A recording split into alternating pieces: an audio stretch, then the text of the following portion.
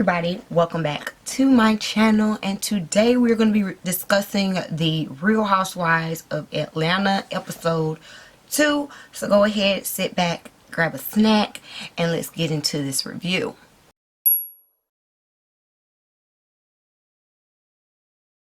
So the episode starts off with Cynthia going to Kenya's house to, kiki. We're going to be getting a lot of scenes at people's houses. I mean, it's the Rona, okay?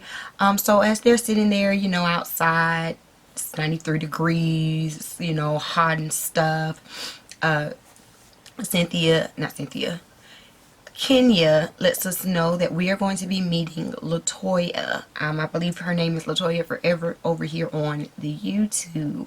They met at Todd's birthday party. They really hit it off. She really likes her, so she's inviting her to the house. Now Cynthia immediately finds this kind of weird because Kenya don't like nobody. Anytime a new girl comes in, even the producers showed a flashback of every time a new girl comes around into the group, Kenya gives them a super hard time. But for some reason, she is accepting Miss Latoya with open arms and inviting her to her house.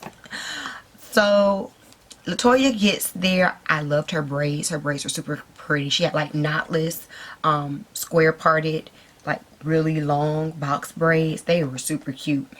Anyway, she gets there and they begin discussing relationships. Of course, we have to discuss Mark and Kenya, and Latoya's just like, oh, he's the normal, I can't remember what kind of guy he is. What were they? Haitian, Trinidadian? What were they? I don't remember. But anyway, she says that he is like the typical guy of their culture, and that it takes them a while to get out of that type of like attitude and funk. And Kenya says she's over it and she's trying to move forward and figure out what it is she's going to do for herself. Now, just my only thoughts on this little scene, because it didn't give much, was that I don't know how I'm going to feel about Latoya just yet. Like, she was definitely a lot in, like, I feel like she's coming in hot because she knows that she's a newbie. And we'll get into that even more when she gets down to Cynthia's house. But I do feel like she's coming in hot because she's a newbie, high energy. And that can be taken one of two ways. Y'all tell me how y'all are taking it. Also, Kenya's boobs were squoles in that. Her boobs was hitting her chin. I was like, girl. I know that she said that she gained a little bit of weight. I get it. I'm not trying to shame her at all. I wasn't looking at her tummy or her. I was looking at them. They were like up here. Okay. How they looked heavy. And finally, Cynthia is feeling threatened that Kenya has a new friend. She definitely was throwing a lot of shade about Kenya inviting her to, her house. However, by the end of the scene, Cynthia did invite Latoya to Lake Bailey. So that was kind of like, well, what you was complaining for with Kenya. Then we see Portia getting out of jail. That's pretty much Portia's storyline for the entire episode. So we'll go ahead and get her out the way. She talked about how impactful it was, how she couldn't help but think about her child in the situation after seeing Tamika, which is Breonna Taylor's mom. And she just talked about how it was such a life-changing moment for her, and that despite the fear that she had, she knew that she was going to have to do it for the betterment of society. So great for Portia Luther King. Also, we find out that her and Dennis are not in the best of spaces. Even though they are engaged, he has a spot down like in the city, which is what he's been wanting. She has her spot out in the suburbs. So he stays there. He stays at both spots from time to time, but they are not actively moving forward trying to plan for a wedding. And in fact, their arguments are beginning to become toxic. Little things like go get a bottle are becoming toxic arguments and she's just not here for it. I think that at the end of the day, Portia wanted her baby. Like, she, you know, she just wanted to get with a man and get her child. Now that she has PJ, you know, there's really no need for the hot dog king anymore. You know, there's really no need for him, especially when he's out here whoremongering around Atlanta. Let the streets tell it. So at this point, Portia, I feel like, has already been checked out of the relationship. Only reason why I feel like she went back with Dennis, like after this whole cheatation scandal and stuff, it's kind of like to, I don't want to say save face, but kind of like save face, you know what I'm saying? Kind of like try to make it seem like, oh, you know, we really are working on our family and all this kind of stuff. But honestly, I ain't trying to be funny, but we kind of knew it was doomed from the beginning. So then we get Cynthia and Drew Sidora meeting out for lunch or dinner or something. Drew, of course, is an actress and a singer. We know her best for her role in the game, playing herself, Drew Sidora, which, like many of you, we still ain't forgave her for breaking up Derwin and girl Melanie. We still ain't forgave her for that, okay? But, you know, she is a friend of Cynthia by way of Eva, and she's new to Atlanta. Her and her husband of 6 years have only been here for, you know, about a year. And so we're going to get more into her story. So they kind of flash back. It was like 8 hours earlier, and we see Drew in the house. Side note, if it was 8 hours earlier, it looked like she had on a whole different wig. Was I the only one that saw that? Like, even my husband noticed it. He was like, that's a new wig. 8 hours. I mean, don't get me wrong. I got plenty of wigs. I can switch them out. But once I done put in the work to put one wig on in the morning, I'm not switching it out for a different wig just because I'm going to dinner. So I'm just saying, production, don't play me. Don't play us. But anyway, we see Drew and them at the house. It's their 6-year anniversary. Her mom, I think her mom's name was Mama J or something like that. She comes in. She's singing happy anniversary with breakfast in bed for Drew. You know, the kids are there. He's there. It's a cute little scene. They find out that her mom lives with them because she's been living with them ever since the shutdown, you know, with the Rona. And it seems like her mom and her husband have a up and down relationship. We can kind of already see that a little bit. And it's probably because of the antics that the husband does. We find out later on in the episode that only a week ago, he had left the house for 3 days without any kind of communication. Drew didn't know where he was. He wasn't answering the phone. He didn't even tell her that he was leaving. Like, she thought he was still in the house.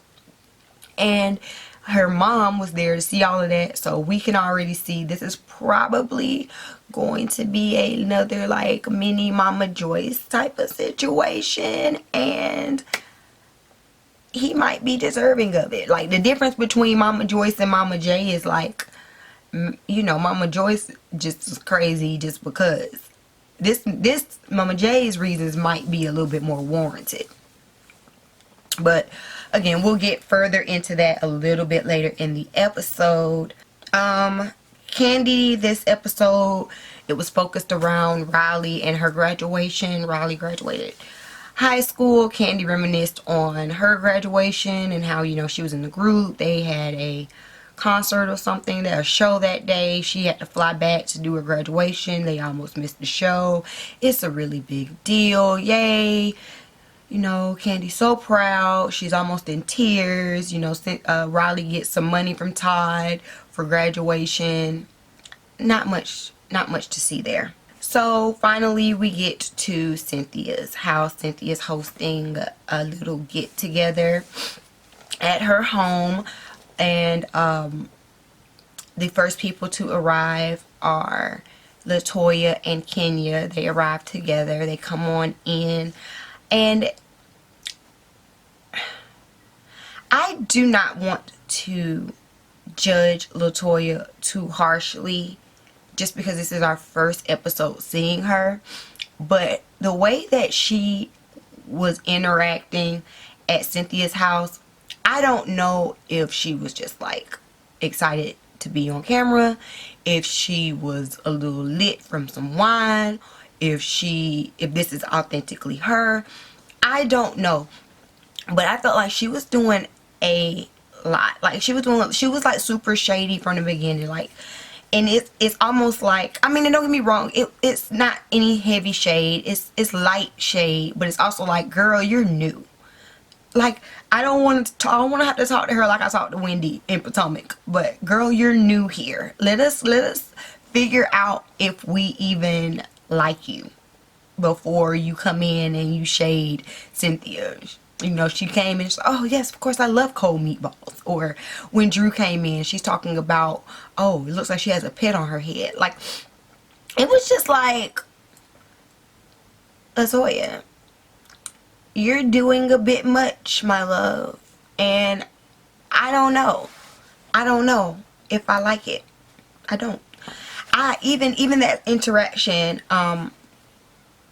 between Latoya and Kenya, where they were like playing around and whatever they were doing, I don't know. It seemed so random to me.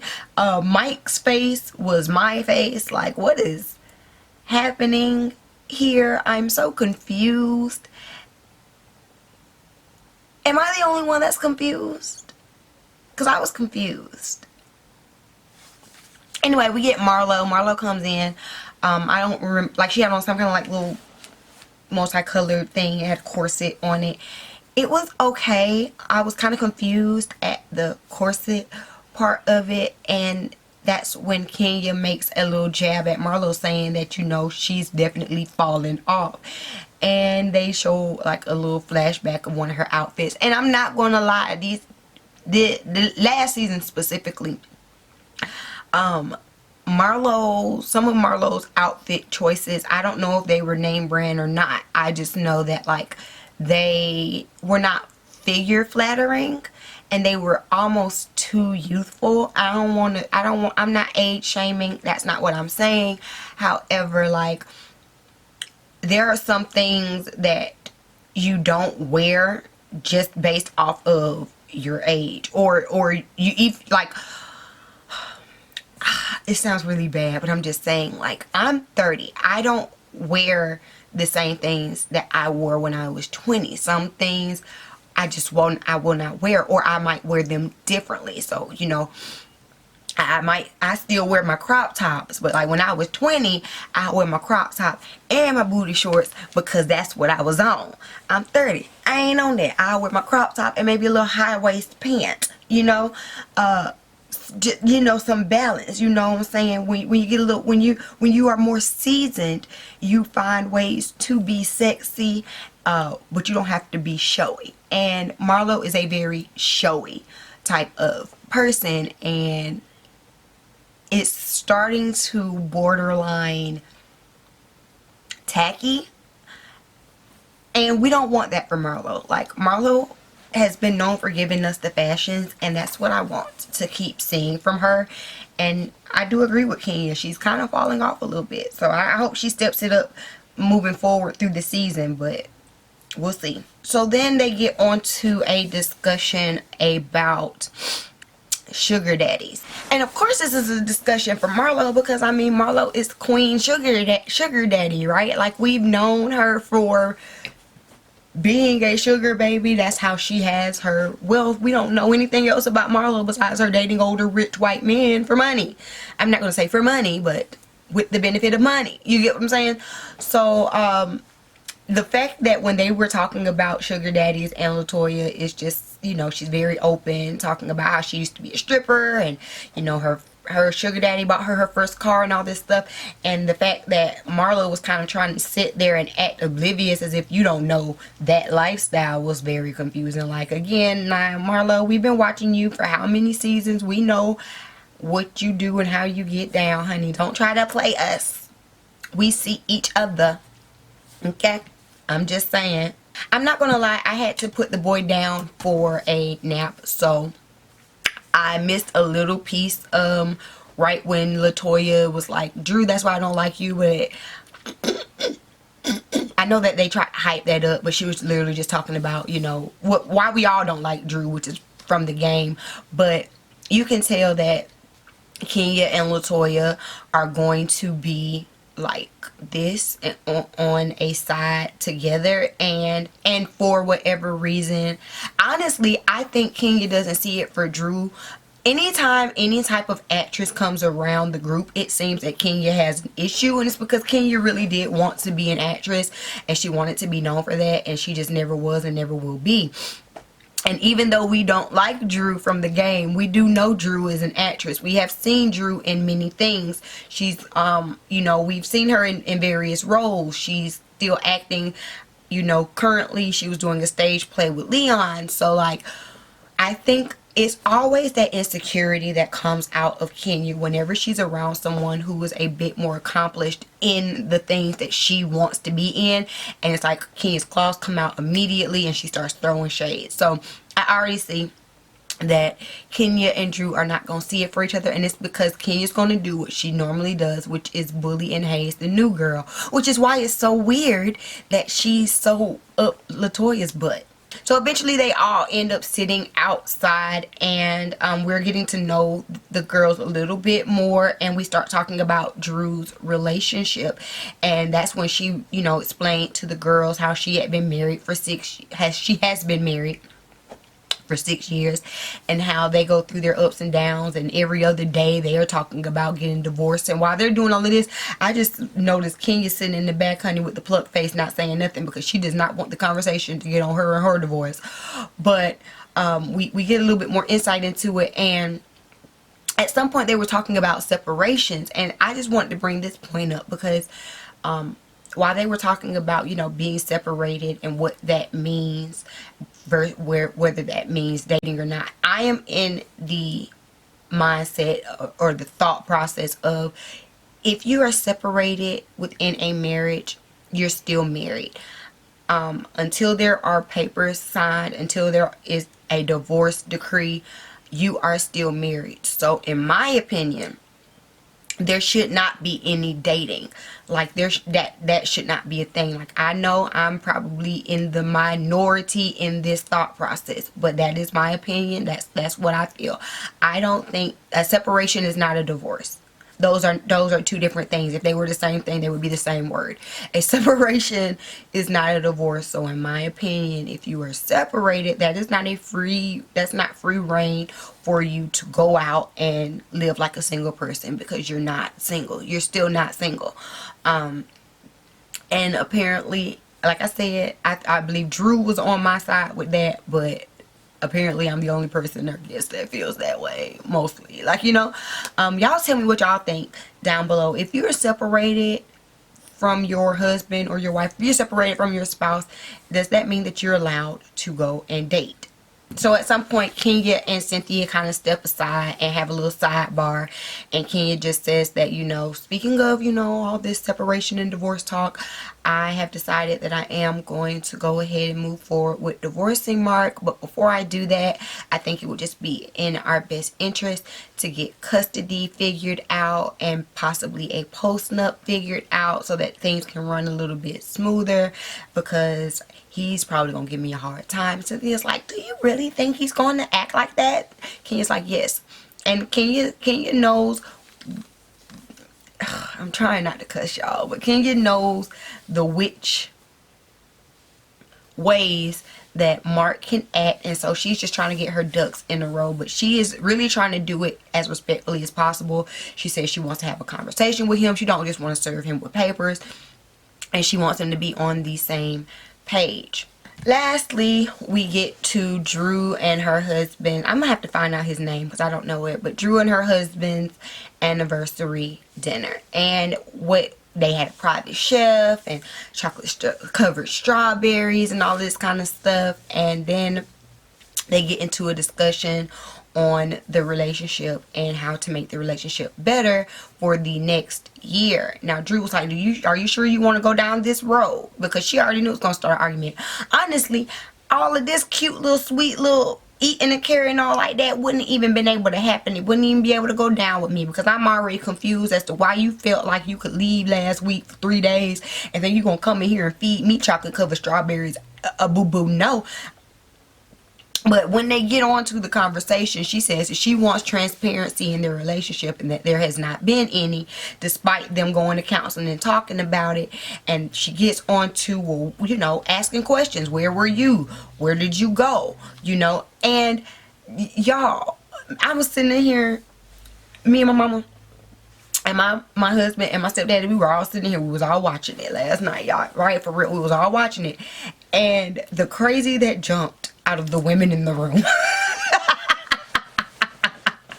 The crazy that jumped out of the women in the room, because we're sitting up here watching her question him, and he is evading the question. And then he went on to say something about, well, you just need to understand how men are, especially black men. Say what now? How who is? No, how trifling black men are. Don't you put your indiscretions on all black men. Let's be clear here. My black man ain't finna leave for no 3 days and I not know where he is. My black man ain't finna leave for no 3 hours and I not know where he is. And he goes on, well, why is that so important? And she's like, oh, well, if something would have happened, I wouldn't have known where you were. I wouldn't have had... No. It ain't even about all that. It's about respect, number one. It ain't even about, well, if something would... Yes, of course, if something would have happened, I need to know where you are. But it's about the respect of, we're in a relationship. This is communication. It's not about keeping tracks on you. It's about us having an understanding. And the fact that you can't tell me where you are and with whom you were with tells me you were where you were not supposed to be and with whom you were not supposed to be with. That's what that says to me. You were at the beach, at Tampa Beach, so you done passed by all these beaches in Georgia and the top of Florida to go to Tampa. Who's in Tampa? See, and Drew, see, clearly Drew ain't as crazy as she need to be. She need to call me. Drew, give me a call, girl. I'll tell you out, because see, you wouldn't have been able to live. I'd have pulled up at the address. I know how to track people down. Okay? I know how to track you down, alright? I'd have tracked them down. I'd have showed up at Tampa with a beach bag and a ball. Like, what's up? And what? And the fact that he never answered the questions, he evaded the questions, and he ended up blowing into this big argument, lets me know that he doing something he ain't got no business doing. What y'all got to say about that? But that's it, you guys. That's the end of the Real Housewives of Atlanta episode 2.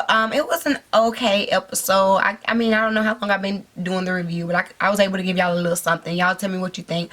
Again, it's going to be a lot different because we are dealing with the quarantine. But I'm just happy to see my Atlanta boos back on my TV screen. I was missing them. I'm not going to lie. I still be missing them.